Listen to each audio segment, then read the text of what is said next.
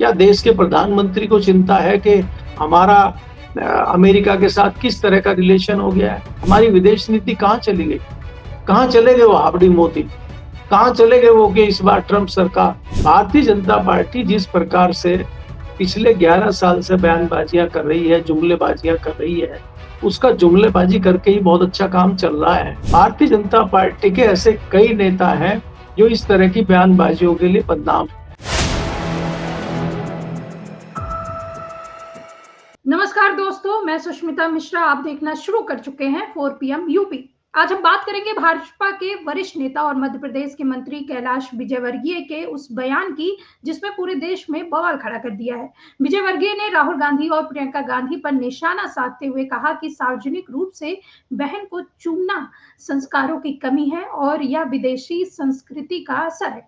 अब सोचने वाली बात यह है, क्या भाजपा नेताओं के पास देश के असली मुद्दे पर बोलने को कुछ नहीं बचा है कि उन्हें ऐसे बेहुदा बयान देने पड़ रहे हैं? महंगाई हो, बेरोजगारी हो, किसानों का संकट हो, पेपर लीक, महिला सुरक्षा जैसे मुद्दे पर चुप्पी और विपक्षी नेताओं के पारिवारिक रिश्ते पर छींटाकशी, यही है भाजपा की राजनीति। मोदी योगी सरकार हर मंच से संस्कृति और परंपरा की दुहाई देती है, लेकिन क्या गाली गलौज और महिलाओं पर भद्दी टिप्पणियां करना भारतीय संस्कृति है? यही बड़ा सवाल है जिस पर आज हम केपी मलिक सर से चर्चा करेंगे। बहुत बहुत स्वागत है केपी सर आपका। कल से एक वीडियो वायरल हो रहा है, मध्य प्रदेश के मंत्री है कैलाश विजयवर्गीय। उन्होंने बयान ऐसा कुछ दे दिया है जिससे सियासत में एक तरह से भूचाल आ गया है। प्रियंका गांधी और राहुल गांधी को निशाना साधते वक्त उन्होंने इतना भी नहीं सोचा कि वो भाई बहन के रिश्ते को एक तरह से कलंकित कर रहे हैं। क्या कहेंगे इस पर सर? धन्यवाद सुष्मिता जी। देखिए, कैलाश विजयवर्गीय मध्य प्रदेश के बहुत पुराने भारतीय जनता पार्टी के नेता हैं, वरिष्ठ हैं। अभी वो वेस्ट बंगाल में प्रभारी भी रहे हैं। बात यह है कि उनका विवादों से या विवादित बयानों से पुराना रिश्ता है। वो बीच बीच में ऐसे बयान देते रहते हैं ताकि सुर्खियों में बने रहें, और इससे भी वो सुर्खियों में बने हुए हैं। वो पुराने उदाहरण दे रहे हैं। वो कह रहे हैं कि पहले भाई बहन का रिश्ता ऐसा होता था कि हमारे पिताजी तो बहन के यहाँ जाते थे तो वो पानी भी वहां नहीं पीते थे। आजकल लोग जो है इस तरह की हरकतें सड़कों पे सरेआम कर रहे हैं। ये इस तरह की चीजें कहना, अब वो उनका तो आज सफाई आई है कि भाई मैंने तो इसलिए नहीं कहा, मैंने तो दूसरी चीजों को सोचते हुए कहा। लेकिन बात यह है कि राजनीति में इस प्रकार के बयानों का क्या मतलब है, इस तरह के बयान देने की क्या जरूरत है। लेकिन ये सियासी दलों में है और सियासी दलों के नेताओं का काम है कि वो इस तरह के बयान देके सुर्खियों में बने रहे। आपको याद होगा पिछले कुछ दिन पहले इनके लड़के ने एक कर्मचारी के साथ दुर्व्यवहार किया था।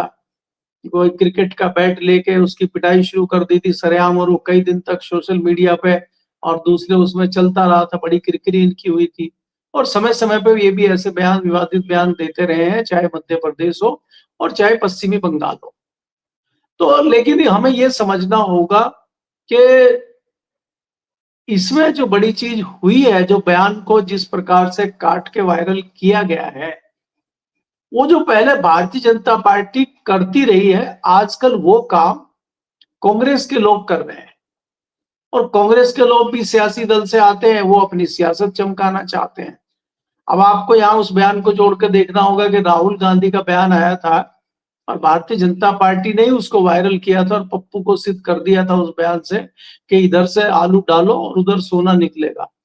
जबकि ये बयान तो मोदी जी ने दिया था कि मैं ऐसी इंडस्ट्री लगाऊंगा, मैं ऐसा ये काम करूंगा कि आप आलू के किसान हैं, इधर से आप आलू डालेंगे उधर सोना निकलेगा और सब व्यापारी बन जाएंगे, सब धनाढ्य बन जाएंगे। लेकिन जब वो राहुल गांधी ने इसका एग्जाम्पल दिया और कहा भाई कहाँ, वो तो सोना बना नहीं है और आप तो धनाढ्य हुए नहीं है, तो जब वो इस तरह का बयान दे रहे थे तो भारतीय जनता पार्टी के आईटी सेल ने काट के उसको वायरल कर दिया था, और उससे कांग्रेस को बहुत बड़ा नुकसान हुआ था। तो मुझे लगता है कि इस तरह का सबक लेके कांग्रेस पार्टी इन्हीं के पद चिन्हों पे चल रही है, और उसको लगता है कि अगर हमें राजनीति करनी है, हमें इनसे निपटना है, हमें इनका मुकाबला करना है, तो हमें इन्हीं के पद चिन्हों पे चलना पड़ेगा, इन्हीं के हथियार से इनका शिकार करना पड़ेगा। शायद इसी सोच के तहत ये इस तरह का काम कांग्रेस के लोग भी कर रहे हैं। और वो उस पे गर्म लोहे पे हथौड़ा भी सही लग गया है। वो बयान देने की स्थिति में आ गए और सफाइयां देते घूम रहे हैं, नहीं तो सफाई देते कहाँ है। तो कहीं ना कहीं इस तरह के बयान आना राजनीति में, और जब जब चुनाव आते हैं तब तब इस तरह के बयानों की बाढ़ आ जाती है। आज बिहार में चुनाव है, उत्तर प्रदेश में चुनाव आने वाले हैं, आप देख रहे हैं तमाम घटनाएं इस प्रकार की चल रही हैं। जी जी सर, बिल्कुल सही कह रहे हैं आप। लेकिन मोदी योगी सरकार के नेता बार-बार महिलाओं पर भद्दी टिप्पणियाँ क्यों करते रहे हैं? क्या भाजपा को महँगाई, बेरोज़गारी, भ्रष्टाचार पर जवाब देने की हिम्मत नहीं बची, तो वो सीधा महिलाओं पे भड़क रहे हैं, वो भी प्रियंका गांधी, जो कि जानी-मानी एक हस्ती हैं और उनकी उनकी जो पहचान है, एक तरह से महिलाएँ भी सीखती हैं उनसे, लेकिन ऐसी भद्दी टिप्पणी करना क्या शोभा देता है कैलाश विजयवर्गीय को? देखिए, आपको ये देखना होगा कि जिस प्रकार से भारतीय जनता पार्टी के नेता कहीं न कहीं इस तरह की चीज़ों से ग्रस्त हैं, या उनकी मानसिकता जिस प्रकार की है, मुझे लगता है वो उसी मानसिकता के आधार पे इस तरह की बयानबाज़ी करते हैं, बीच-बीच में इस तरह के बयान देते रहते हैं। मैंने पहले ही कहा कि वो सुर्खियों में कहीं न कहीं बना रहना चाहते हैं। हमें ये सारी चीज़ें देखने के लिए समझना होगा कि किस प्रकार का पालन-पोषण, किस प्रकार का जीवन-यापन राहुल गांधी या प्रियंका गांधी का हुआ है। प्रियंका गांधी हो या राहुल गांधी हो, वो किसी गाँव में पैदा हुए नहीं हैं, उनके पास कोई गाँव की संस्कृति है नहीं, वो कोई किसी गाँव के किसी गुरुकुल में पढ़े लिखे नहीं हैं, वो मॉडर्न स्कूल में पढ़े हैं। उनका परिवार जो है एक बड़ा परिवार है। तमाम चीज़ें सबके सामने हैं, तो इस तरह के लोग अगर इस तरह का व्यवहार कर रहे हैं और वह विजय वर्गीय जी उसको विदेशी संस्कृति से जोड़ रहे हैं, तो भई उनकी तो मदर ही विदेशी है। उनका तो विदेश आना-जाना रहा है, उनकी तो पढ़ाई-लिखाई विदेश में हुई है।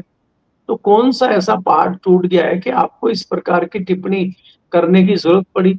और आप इस प्रकार की टिप्पणी करके क्या जताना चाहते हैं? आप इस प्रकार की टिप्पणी करके क्या हासिल करना चाहते हैं? ये तमाम चीज़ें हमें देखनी होंगी।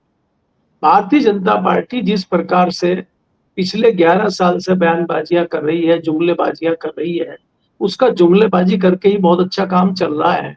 और अब लोग इन जुमलेबाजियों से ऊब चुके हैं, लोग जुमलेबाजी से त्रस्त आ चुके हैं।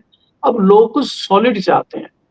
अब लोग चाहते हैं कि अब कुछ बात महँगाई पे हो, भ्रष्टाचार पे हो, एजुकेशन पे हो, शिक्षा पे हो, स्वास्थ्य पे हो, सड़कों पे हो, बाकी चीज़ों पे हो।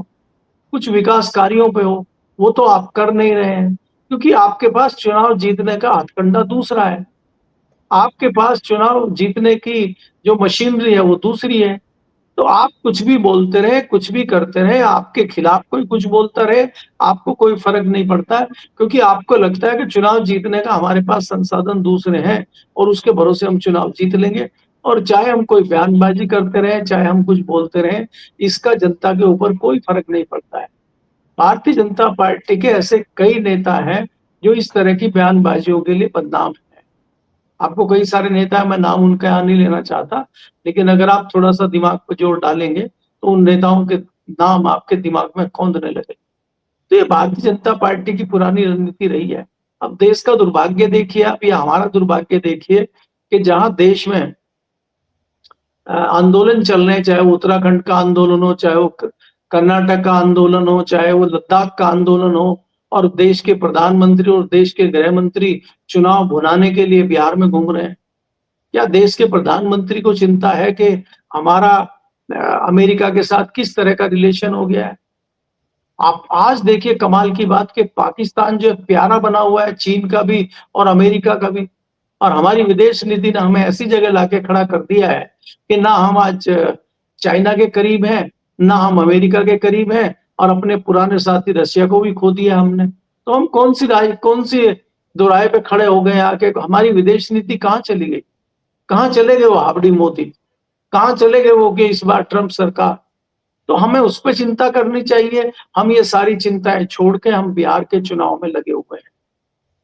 तो जहाँ हमें गृह मंत्री को आज लद्दाख में होना चाहिए वो बिहार में है, और जहाँ प्रधानमंत्री को देश में विदेश नीति की गणना करनी चाहिए, विदेश नीति का मंथन करना चाहिए, वो बिहार में जो है वोट माँग रहे हैं।